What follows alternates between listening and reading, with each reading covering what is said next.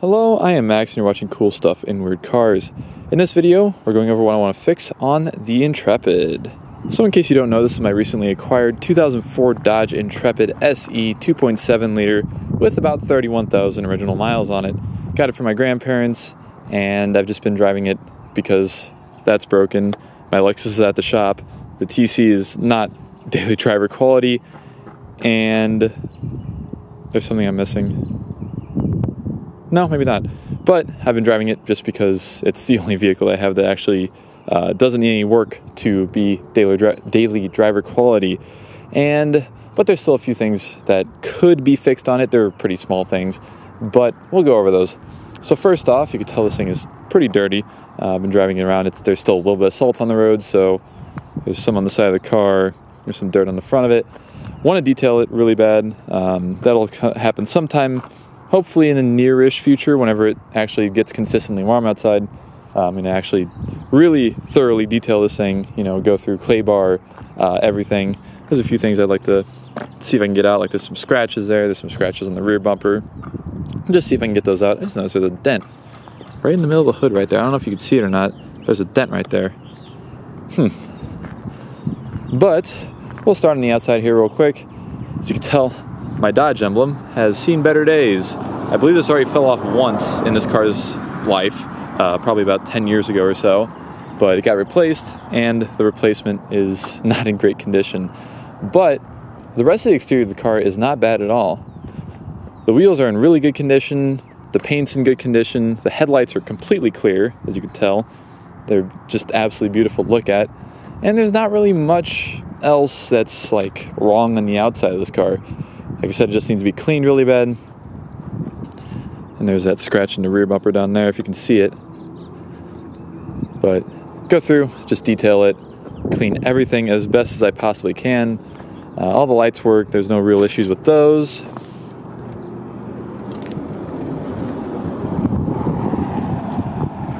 I would like to see if I can maybe make these all black again, because they're kind of not great looking right now. They might come off if I wash it real good, but all this trim is just, it's like weathered. I don't know exactly how to say it, but it's not as perfect as it once was. But that'll be about it for the outside. And now hopping on into the inside. The first problem is not a problem you'll be able to see. Well, maybe there is one you can see. There's a button missing there. I showed it whenever I first made a video in this car. The mirror button right there is missing. I just need to find one of those and pop it back on. Probably fell off at some point and got lost. But a bigger issue is this window here has some issues. I'll show it from the outside here real quick. There's supposed to be a little piece of rubber weather stripping right here. It's still there, but instead it's on the inside. I don't know if you can see it. So the window came off the track on the front on me, and I got it to go up.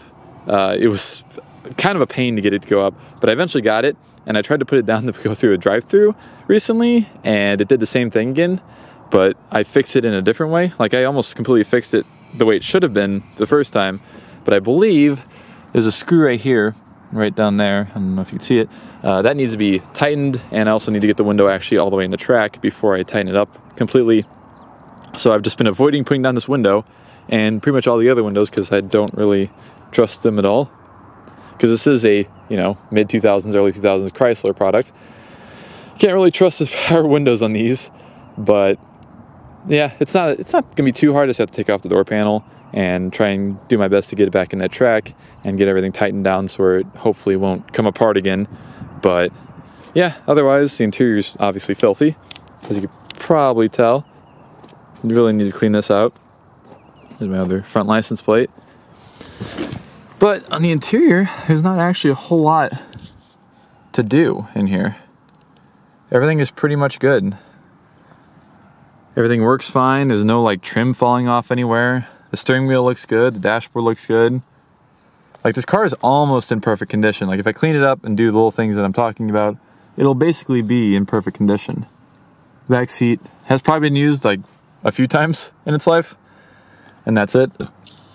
But we'll go over actually the last kind of major problem real quick, which you'll see waiting for power.